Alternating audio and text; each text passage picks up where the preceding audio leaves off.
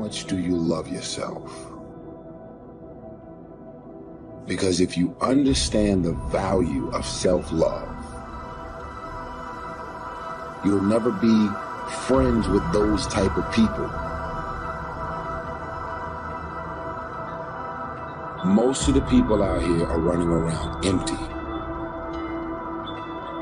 They have no sense of self, no sense of self-love. When I say self-love, it has nothing to do with celebrity, money, materialistic things, and all of the things that your negative mind could probably go to.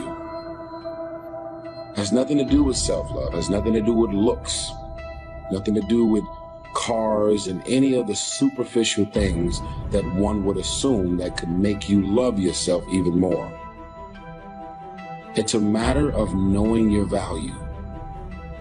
It's a matter of you saying, I don't have to be around these people in these type of environments and situations in order for me to finally see the value in myself. I love me independent of you loving me. I believe in me. I know my self-worth. I am here and I have a purpose. There is no value in having wisdom, knowledge, insight, spirituality, love. Every day, I am a work in progress.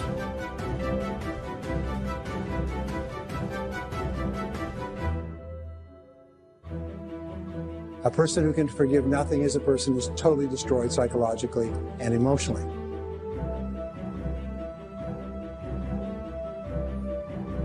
Forgive your parents.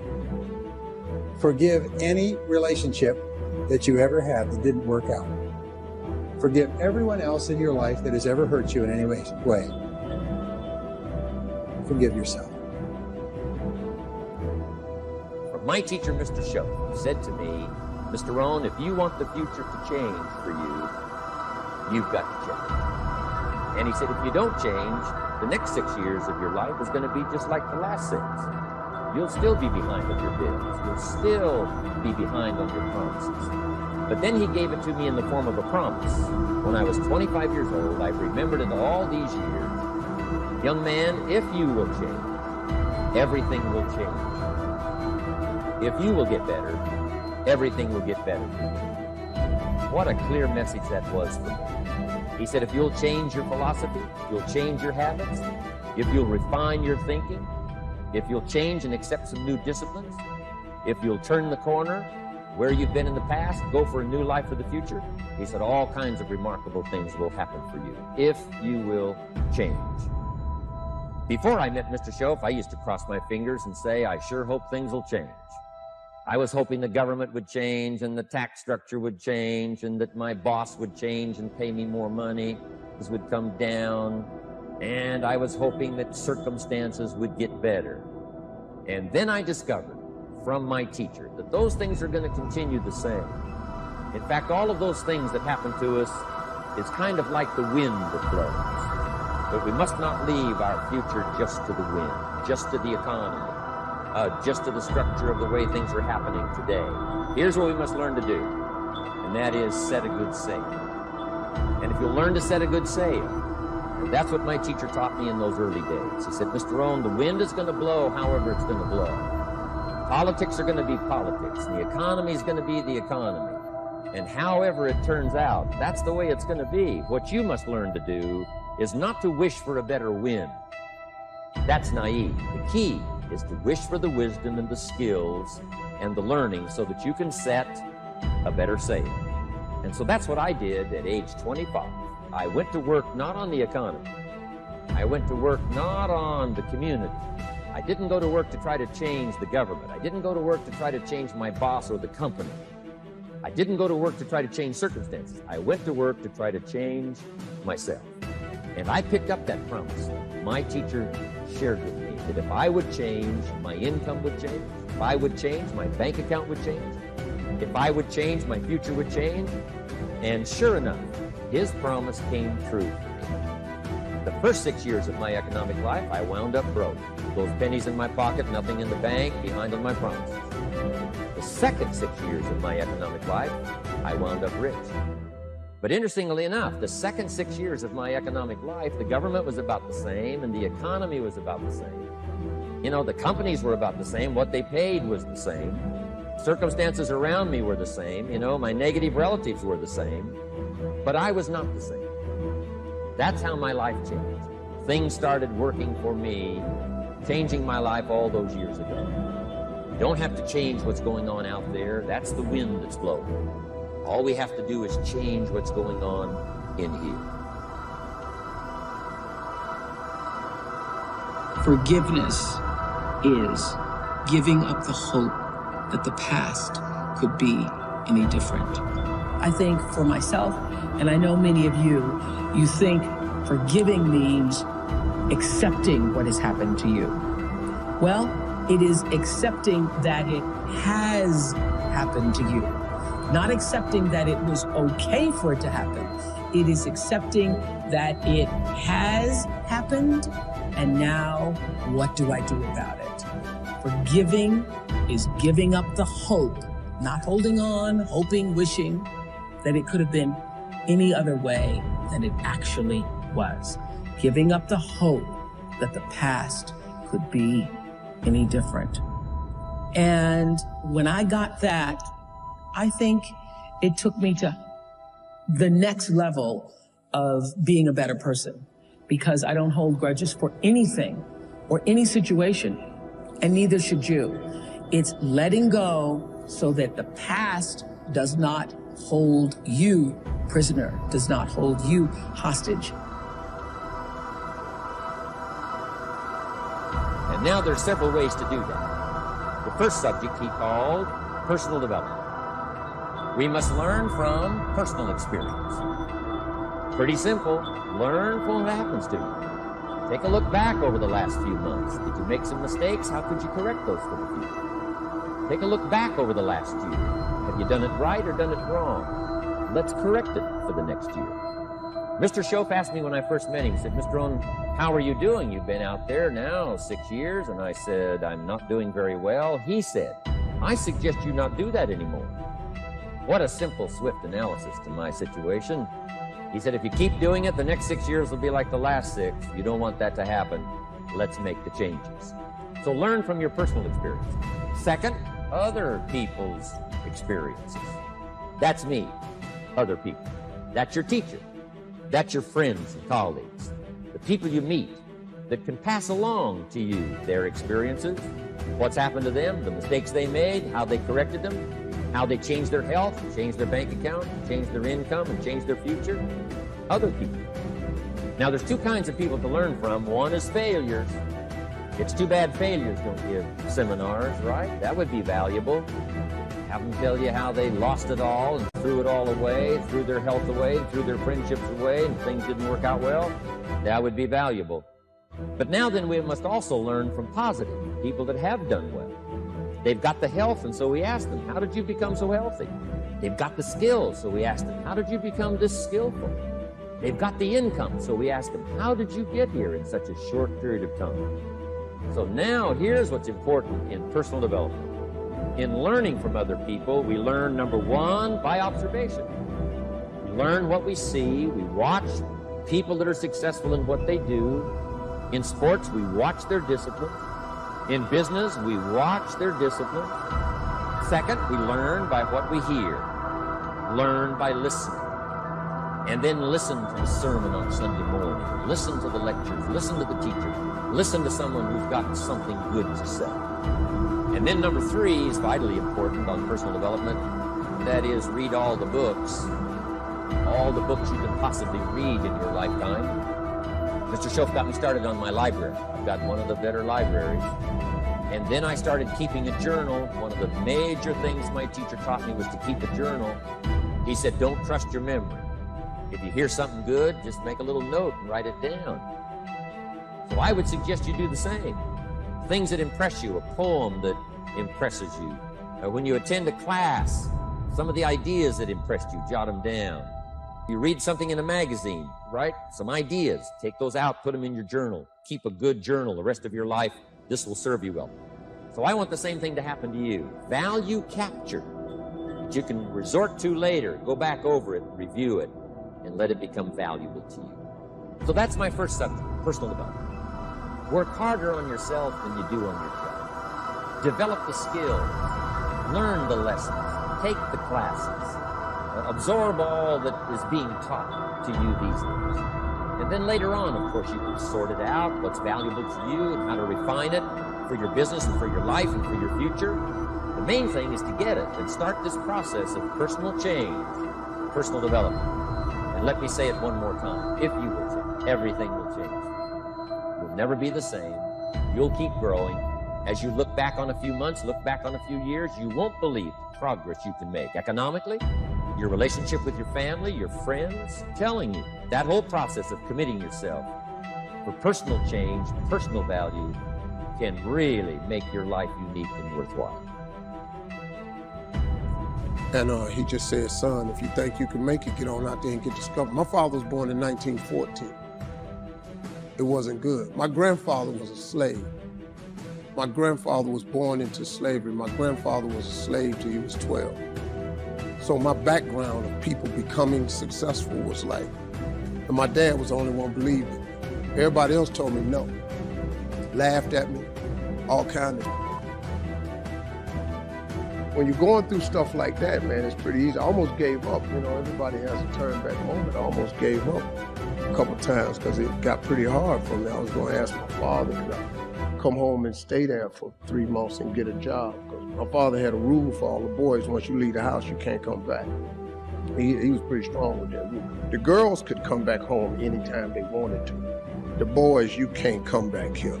So calling him and asking him, could I come home was pretty tough. And then I got a phone call. You know, remember back in the day, you had an answer machine and you could press in the code and you could play your messages back. I was about to give up and I pressed the code one day and there was a guy named Chuck Sutton from Showtime at the Apollo. And he said, hey, we got a gig for you Sunday night. If you could get here, we'll put you on TV Sunday night. It was a Thursday. I'm in Florida. I got $35. I'm homeless. I'm fitting to give up. And I didn't have enough money to get to New York. And I sat there and I started crying on the side of the road, man. I said, man, I finally get my shot to be on TV and I can't even get there. So I sat there when I got through crying. I said, man, let me call back and see if he said this Sunday. So I picked up the phone and I dialed again and they said, yeah, this Sunday. And I got ready to hang up, but another message had come through since. And it said, Doop. It said, Steve Harvey, this is Tom Sobel from the Comedy Caravan. If you're anywhere close to Jacksonville, Florida, if you can get there Friday night, I got $150 for you. I'm in Pensacola. So I jump in the car, I got $35. I drive to Jacksonville, Florida at the Punchline. I do the gig Friday night. They give me $150. I did so good, the guy asked me to stay over Saturday night. He paid me another $150. I got $300. See, life is cyclic. You're not, whatever experience you're having right now, it has not come to stay. It has come to pass. Not to stay, just to pass. It's just going through. The biggest challenge is to know what's happening. This is a part of this thing we call life. This too shall pass. And maintaining perspective, putting it in perspective. You have to be willing to break from the past to have the future you so desperately desire. You have to have the courage to allow yourself to honor the past as it was, to forgive those who need to be forgiven, to forgive yourself, and to acknowledge that everything led you to this point now. Everything. Let it go and begin to focus on developing myself. And I say to you, you're going to have people to do things to you. Things are going to happen to you. And the most important thing to do is to harness your will and let it go and move so you can grow, so you can get on with your life.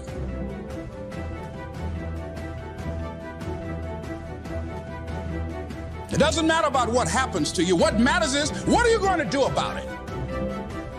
What are you going to do now, Les?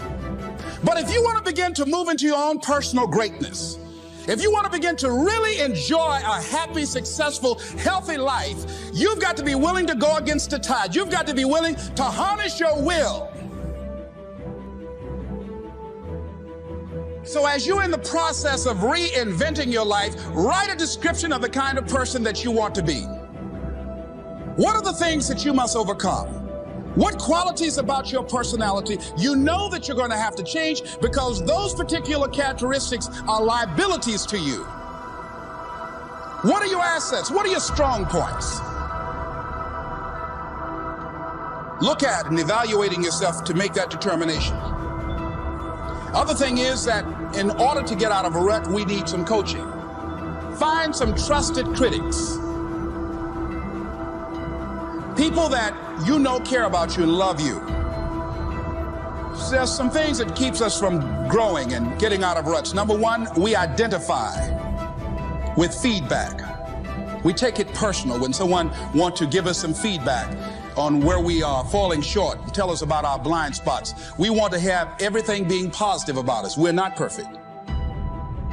It hurts. I have a friend who's a trusted critic. I don't like him, but I love him. He doesn't tell me the things I want to hear. He tells me what I need to hear so I can grow. It hurts. It hurts when he put me on the hot seat. I can't stand it. But that's the only way that I can grow. And I'm glad that he loves me enough to risk our friendship to tell me what I need to hear, not what I want to hear.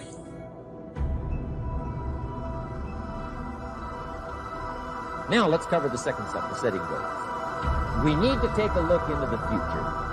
There are 4 things to consider in terms of attitude. One is how you feel about the past. Best advice I can give you on that is treat the past as a school. Let it teach you the mistakes you've made, the things that went wrong, the things that didn't work.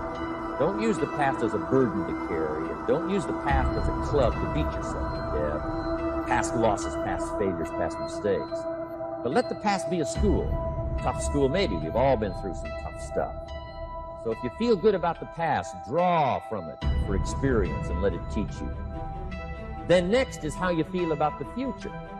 We've got to have the future well designed. The future is called the promise.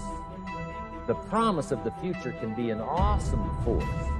Designing the future, there's 2 ways to face the future. One is with apprehension, and the other is with anticipation.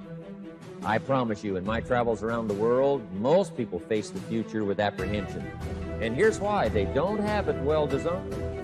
They've sort of left that up to someone else to fix. But here's the best way to face the future, with anticipation. You can face the future with anticipation if the future is clear, if the future is well designed. In setting goals, it's very simple. Number 1, decide what you want. You just take a little time. Sit down and say, what do I want? What kind of skills do I want? What kind of income do I want for the future? Where would I like to go? Places I'd like to visit? Habits I'd like to acquire? Skills I'd like to have? Economics? Friendships? People you'd like to meet? When you've thought about what you want for the future, make a list. If the future gets clear, the price gets easy. Because you got to remember, for every promise, there's a price to pay. Everybody's got to pay the price. Everybody's got to do the deal. Everybody's got to do the discipline. But here's what I've discovered. If the promise is clear and powerful, the price is easy to pay. The price is some classes. The price is a few books. The price is a few disciplines. The price is finding something that'll make your life better, make you grow, make you change, make you develop. So the first part of the key is to design the promise. Then, what is the price to pay? I'm telling you, the price will be easy. No matter where you are, where you come from. Color doesn't matter, religion doesn't matter, where you grew up doesn't matter, circumstances don't matter. I'm telling you, if you'll make the promise of the future clear for yourself, all of the values of life that you could possibly want, and be serious about it, I promise you it's an easy price to pay. Anybody can pay it. And the best advice I can give you is, if I can do it, you can do it. Farm boy from Idaho, raised in obscurity, I changed my life, turned it upside down, turned it all around, found economics, found future, found promise, and if I can do it, you can do it. So, start setting your goals and see if you can't get a better excitement going for the things you want to accomplish for the future. One of the major reasons for setting goals is for what they make of you in achieving them. My teacher advised me when I first got started at age 25. He said, Jim, why don't you set a goal to become a millionaire? I'm here to help you. And he said, here's why. For what it will make of you to achieve it. I'm telling you, that statement changed my life. Set the kind of goals that will make something of you to achieve them. He said, now, once you become a millionaire, what's important is not the money. It isn't important. He said, you could just give the money away. Now, I did better than that. I lost it all. By the time I was 31, I was a millionaire. By the time I was 33, I was broke. But when I lost all my money, guess what? I found out Mr. Schoaf was right. What was valuable was not the money. What was valuable was what I became to earn the money. The skills I had, the knowledge I had about the marketplace, the values that I had going for me. They were more valuable than the money. And here's an important statement to remember. It's not what you get that makes you valuable. It's what you become. So part of the key here is to set the kind of goals that will make something of you. Don't set them too low so that you don't have to grow and you don't have to read and you don't have to try and you don't have to stretch. Don't set them too low. And then don't sell out. Don't go for something that's going to cost you your virtue or cost you your values or sell out your principles.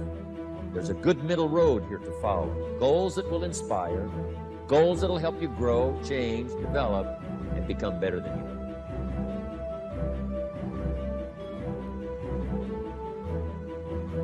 High performers are not dissatisfied strivers.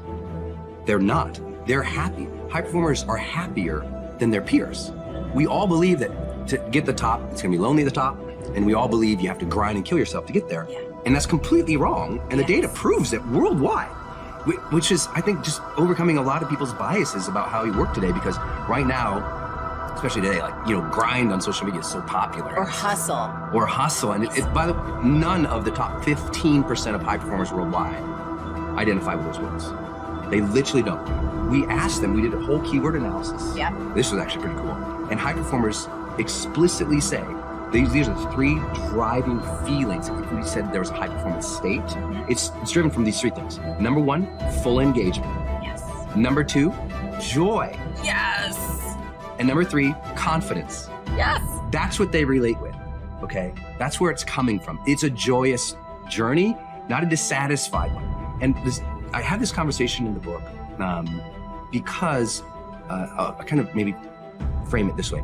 Each of these chapters opens with a vignette of somebody I worked with or a situation that I was in that demonstrated high performance. In this particular situation, I'm walking on a stage, thousands of people, after a very famous musician was out there and was telling the audience that person's secret to success, remember, thousands of people, yes, their secret to that person, their whole speech, their secret to success was never settle.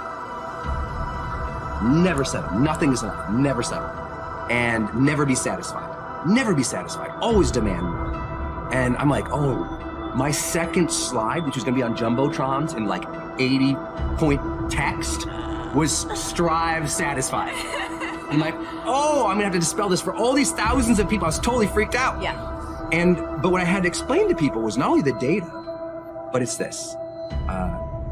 If you're never satisfied, I mean, is it true that life is precious? If it's true that life is precious and you could be gone tomorrow, do you really want to think, you know what, I just never felt fulfilled? I never allowed myself to have a moment of credit. I never allowed myself to have a moment of peace. I never allowed myself to look at that and say, good job. That's not the way to live life. I think just at a spiritual level, it's a bad move. And this book doesn't really go into a lot of that. It's more about the science and the heart stuff. But I think it's really important that people realize your job is to strive satisfied. And if you strive satisfied more often, you will be more of a high performer. And if you never give yourself credit, you're always beating up on yourself, you're always thinking that's not perfect enough,